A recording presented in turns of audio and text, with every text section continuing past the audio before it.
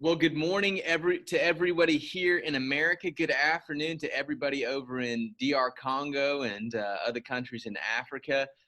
Today, we have a tremendous opportunity to be able to interview some of my favorite people in the world, Reagan and Pastor Kibbe. They're the directors of Open Spring Children's Home over in DR Congo. And today, we're going to be covering a lot of ground. So if you're watching this live or if you're tuning back to watch this, watch the whole thing. We're going to be talking about so many different things. We're going to be getting updates about how the children are doing over in DR Congo. We're going to be getting updates to see how the virus is impacting society over there, how the coronavirus is changing life, and how even the virus of Ebola has changed life over the last 5 years. We're going to be talking about flooding in Uvira, but we're going to be talking about so many different things. So you don't want to miss out on any of this. If you could help us out, give this video a share. This whole thing's about just opening up people's perspectives to the reality of how the virus is impacting the world, and also, letting all of you who are watching this get a little bit more awareness about how some of our children's homes here at Serving Orphans Worldwide, what they're doing around the world. And so before we get into any of the more serious things, Pastor Kibbe, Reagan, I just wanted to ask you guys, how are you guys doing? We are doing well. We are doing well. I think everyone is doing okay, and children are doing also good. Yeah, that's great. Reagan, how's your son doing? My son is doing well. How old is he now? It's been a while since I've seen him. Yeah, he's now 1 year. Yeah? Yeah. The last time I was with you, he was spitting up on you the entire time. Yeah. Yeah, cool. Well, yeah, so Reagan and Pastor Kibbe, like I said, they're the directors of the Open Spring Children's Home. If you're watching this, you can go. I'm sure we'll put a link in the comments below directing you directly to their page. But Open Spring is a relatively new project. And before we get into how that project began, I wanted to talk a little bit about your histories. Pastor Kibbe and Reagan, you guys have been doing ministry in Goma for a long time, not only in the church, but also with children. And so can you tell me a little bit about how that began? How did your ministry to children begin? I can give you a brief for the history of the orphans here. I had dreams 3 times the same. I was with a group of orphans and widows. They were hungry and asking me for something to eat and looking for help. In my dream, I had anything to give them. I was grateful. I shared this vision with some of leaders of World Missions, like Richard and Peter Thomas. I started helping them by paying school fees. If I found some money, $20, I can take 15, and 5 I go to pay school fees in the bush for help the children, the orphans. Or some food in the family, I try to give some food. If I found some food, I go to the family and I share with them who was in the visited other orphans here in Goma. We help calling Flam Damu. Yeah. In Kituku, yeah. And he visited my group. He said, you have a big job. I was supporting. After that, went to the USA and sent some money. We buy a plot. After 3 months, he sent some money. Now we begin the foundation. We begin to build. Yeah, I think it's okay. Yeah. I don't know if I can explain it clearly. It means the vision began in 2012. Yeah. Yeah, the vision began in 2012 when my father had a dream when he was with orphans, and it's where the vision began.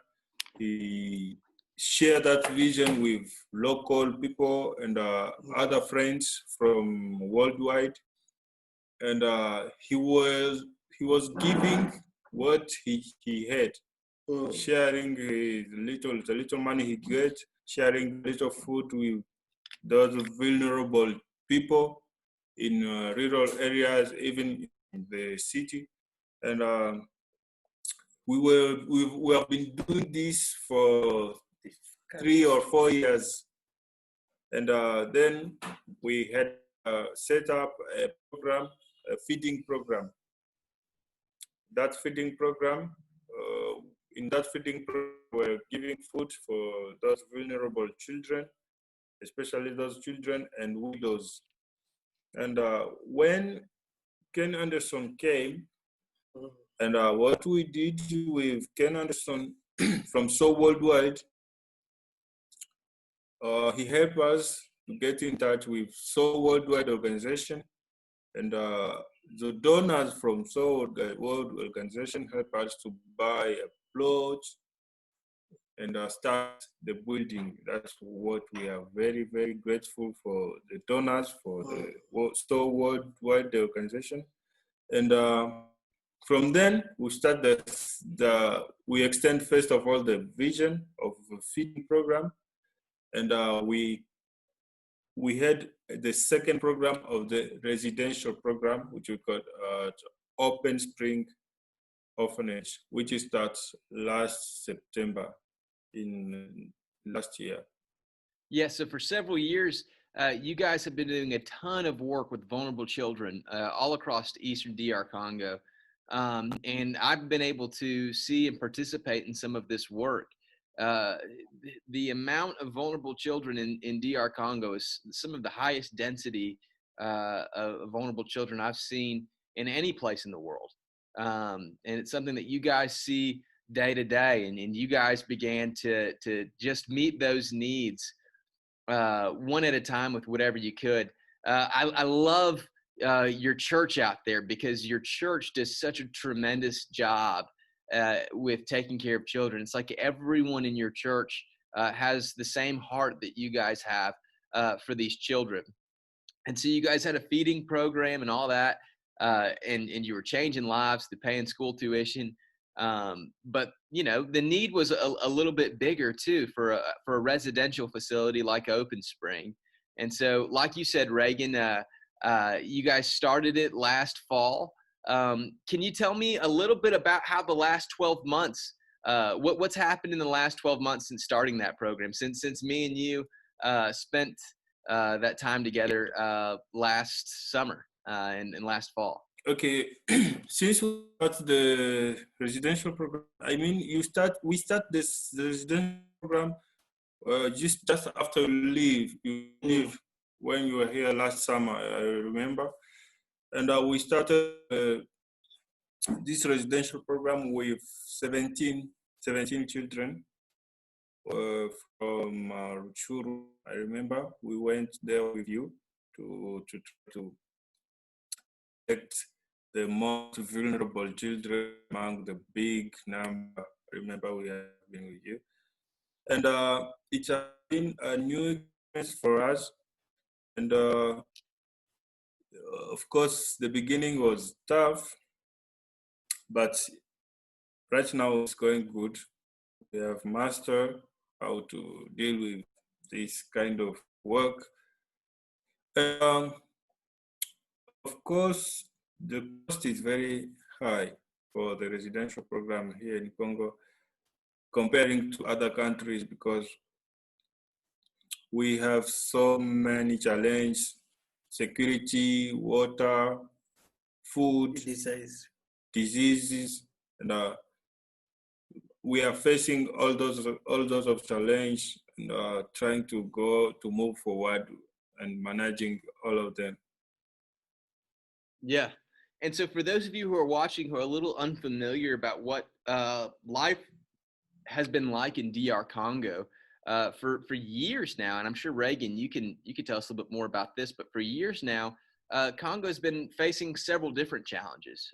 They've been facing war all around Goma, and so many of the children that are part of the residential program, their parents, their lives were lost in this war and just civil conflict.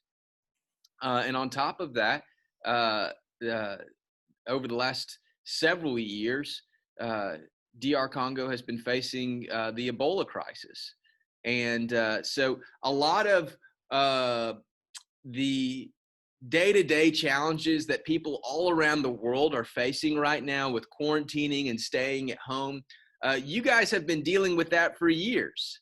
So you guys have been facing civil conflict and civil wars. You guys have been facing the Ebola virus, and now you guys are facing the coronavirus. But yeah, can you tell us a little bit more about just what the reality of war is like and what the reality of the Ebola virus is like? Yeah, as you have come to say, we we are a country which is used to those kind of things, that kind of crisis. Uh, Generally, we have war almost everywhere, and most of our children are orphanage from orphaned from war. Many of them, their parents were killed in this war. Many of our children, especially those from Ruchuru and Kibisi and Bayonga, many of our children are orphaned from this crisis, from the war, and we are trying to live, but we are just struggling between this war, the outcomes of the war in our country, and the reality of life. We're just trying to give those children a new hope and of living. We are just trying to help them have a home and trying to expect to have a better life in the future. Amen. We're trying Amen. to change their history and of course we also are facing Ebola crisis in Beni, Butembo, as you saw when you were there, and the COVID-19 coronavirus, that's the worst because of actually we are living in a difficult situation because of the coronavirus in this country. We had two challenges at the property, which was water and the security, which was costing us. But now we are adding food. Food, the cost of food is crawling high, and we have to try to see what to do. Especially if getting food is become difficult, security difficult, getting water, in the coronavirus crisis, we have to wash hands usually, but when you don't have water, what can you do? But we are trying to face those challenges and struggling with it. I don't know. Yeah, I have been, that is the current situation. I see how much money it takes to run that project each month, and I am so amazed about how much you guys are capable of doing and the lives that you're capable of giving these children. And I think a huge testament to that, again, Pastor Kibbe, it's your church. Your church just does a wonderful job. Open Spring has a ton of local support, which I love. To give the viewers a little bit of insight into exactly what Reagan is saying right here, Goma is located right on the border of Rwanda. And a lot of the materials, the food, and even some other things, because of the war and because of all of the conflict within DR Congo, it has to get imported from countries like Rwanda or Uganda or even Kenya sometimes, depending on the good. And so because of that, the cost of goods is already high. But what, Reagan, you're saying right now is the coronavirus what it's shut down the border and the cost of goods has again risen? Yeah, yeah, because everybody is closed, and it's difficult for people to make movement from this country to the other countries. Uh, so that's why the price of food is rising. Yeah. How much more expensive is food now than it was before the coronavirus? Yeah, I think it is 20%. 20% more. 23%. Yeah, which it might not sound a lot to you guys, but when you're feeding 30 children, 20% adds up very fast. You know, Reagan, you mentioned a couple of the other costs that you guys have at Open Spring that many other projects around the world don't have. Many projects will have some form of security, but you guys have to spend a lot on security because of all of the civil unrest. And then in addition to that, you guys have water. Can you tell us a little bit more about what getting water is like at the home? Before I respond to this question, I would like to clarify something about the cost of food. Yeah. We have our main food here is beans and rice, and but as I can see, the price of the measure of beans is double. Oh, It's not okay. yeah, that's the one. And we have this problem of water, as you are saying. And to get water, we usually go to fetch water 1 kilometer from the property, and we pay that water on a high cost. And you know, as I told you in a call, I said we have the government who is preparing to this project of water in the area where we have the property. And I said the government will pass those big pipes of water, and then we will fetch from those big pipes of government to bring water to the property. But from the property to where the government will pass their pipes, we will have to buy a piece of land from where our pipes will pass. But the installations are already done in the camp, the property. We have pipes and water installation of the property. And the water you're getting right now, that water comes from Lake Kivu, correct? Yeah, so that water comes from Lake Kivu. Yeah, and so again, for those of you who are watching this, what he's describing right now is that the property is in this beautiful place. I love where Open Spring is located. It's up on a big hill, and it is so scenic. And it's a 2-story building. And I know you guys aren't at Open Spring right now because you had to get access to internet. But the second floor of it, you have the most beautiful view of a beautiful lake called Lake Kivu. Now, there's no access to water at the home, and that's because the government hasn't put any piping out there. There's no water out there. And so what they have to do to get water is they carry those large yellow jerry cans down to the lake, and they fill up that water and they bring it up. Now, these are children we're talking about. And so the children aren't capable of carrying a massive jerry can like that full of weight. And so they pay people to go down about a half a mile away and fill up these jerry cans from the lake and then bring it up. Now, the solution for that, the government puts a massive water pipe close to Open Spring.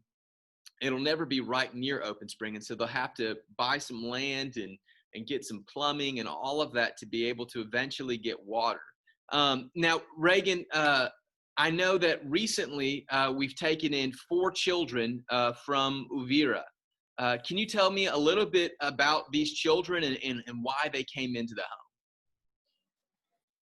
home? Okay. Recently we took in four, there are now five children from Uvira. Right. Uh, as you know, Uvira is a part from the South Kivu.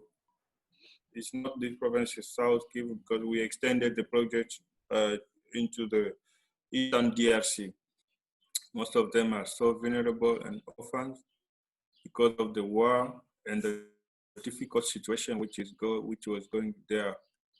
Principally war, mainly war, and recently we had a flood. Uvira was flooded, and many people lost their lives. And I told you that we had to do some actions last week. We did an action last week to help people there. They were in lack of food, and most of them didn't have home where to live because their home was destroyed by the flooding. But these children from Uvira, we took them before that situation appeared, and we saw their vulnerable condition.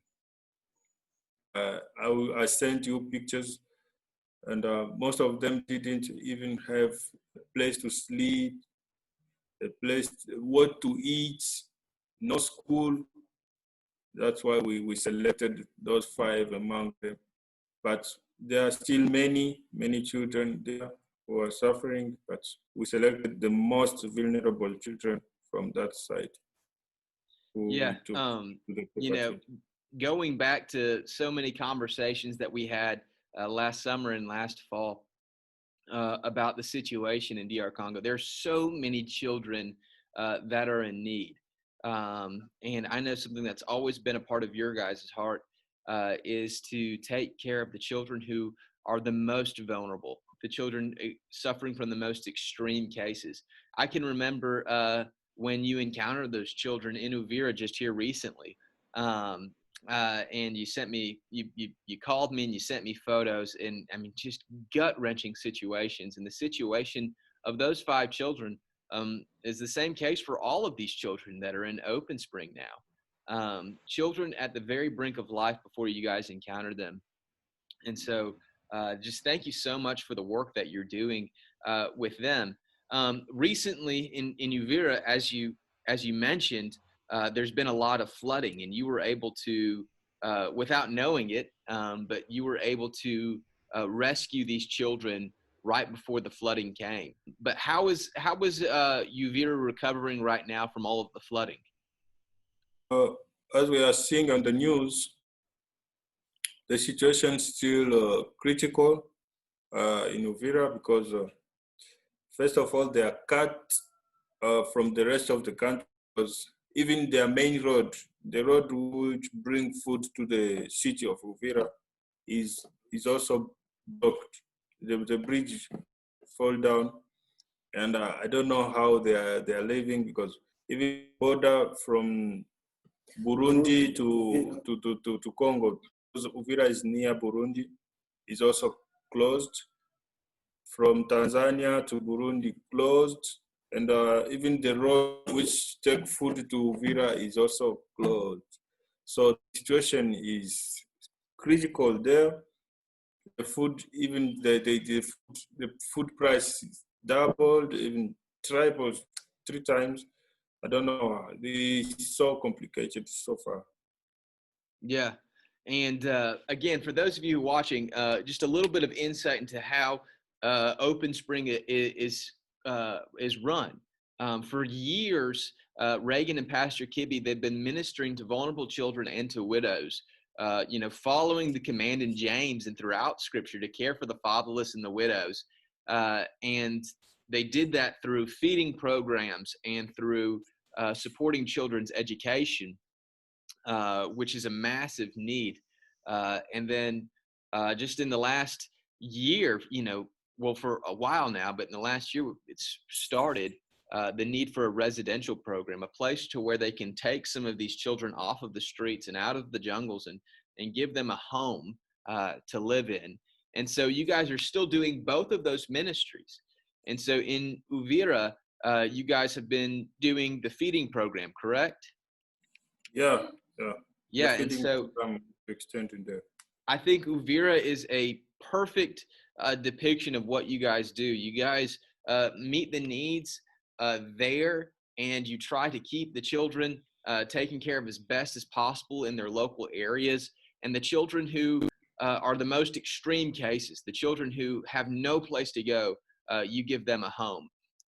Now, um, as you mentioned at the beginning of this interview, there was a building that was put up within the last year to help meet these needs. But it was a two-story building. And when I was there, we were completing just the bottom floor. And so the children have been living in the bottom floor, but can you give us a little update about the building and how the second floor is doing? Okay. Since 2 months, we have started. We received another percentage of support, and we started building the upstairs building, and we start completing the construction of the building of the property, and we are preparing two big rooms, and two offices or two small rooms. And these are among the final parts of completing our building. I think there is not a lot of work which remains. Yeah. Are the children there excited? Yeah. The building can now host more than 100 children, as I told you yesterday. Yeah. And the children and us, we are very, very, very proud of that. And we are very grateful once again. Amen. Yeah. And so now that second floor is complete, that's a massive building. And it's just such a huge answer to prayer to get that second floor completed. Not only to be able to put the children to actual rooms now, but also to open the capacity of the home. You guys were operating pretty much at full capacity with 30 children, but now, as you mentioned, you guys can house more than 100 of these most vulnerable children in the world. And so if you're watching this, there's a couple of huge ways that you can make it a massive impact.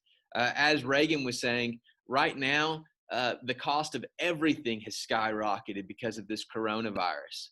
And you can respond directly to that need by giving. We'll put, again, the link to Open Spring and Kibby's and Reagan's project in the comment section below. You can click on that and you can support directly to meet some of these needs in the midst of a skyrocketing time of prices and inflation. But also you can support a child. Some of the children that we mentioned today, Light from Uvira and Baraka from Uruchuru, you can sponsor one of these children, and in doing so, you can enable us to be able to reach one more child. You know, as Reagan was saying, there is the capacity right now to have 100 children, but there's still the operational budget to just be able to take care of 30 children, and they're doing an amazing job at that. And so, you know, to be able to take care of 100 children is going to cost a little bit more. And so, like I said, you can go and you can commit to sponsoring a child in that project and helping Reagan and Pastor Kibby rescue one more child. Reagan and Pastor Kibby, I want to close this out, and there's just two things more I want to do. First thing is I want to know how people can be praying for you. So we have so many things about that question, but only protection and maybe accepting of the local involvement, acceptance of the local involvement, because we also need the local involvement, because you know, when people see the the beautiful property, the beautiful construction, beautiful building. They can't believe that we need support because we have a beautiful home, beautiful property, a big compound.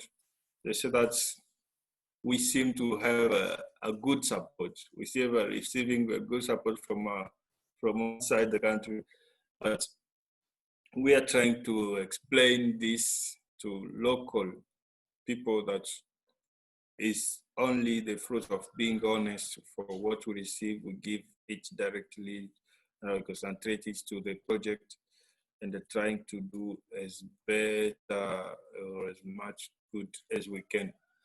That's what we do. Yeah. But we need prayers, we need involvement from everyone across the world.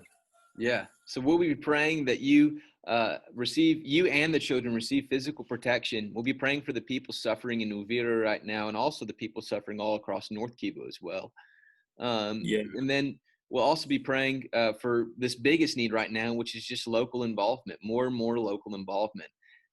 Reagan, I love seeing these updates that you send me through WhatsApp about, how a couple of people here and there have gotten involved, but we need more people to get involved. Taking care of children, taking care of orphans is not one person's job. It's not Reagan's job. It's not Pastor Kibbe's job. It's not my job. It's everyone's job. It's a command from God for his entire church. It's a call for everyone. And so we'll be praying for local support for you guys. Reagan, I mentioned that there's two things I wanted to do before this interview's over. The first was just see how we can be praying for you guys. But the other thing was, I think I heard your son crying in the background. I would love to see. I would love to say hello to your son real quick before this interview's over, and introduce him to the entire Western world. So, Yeah.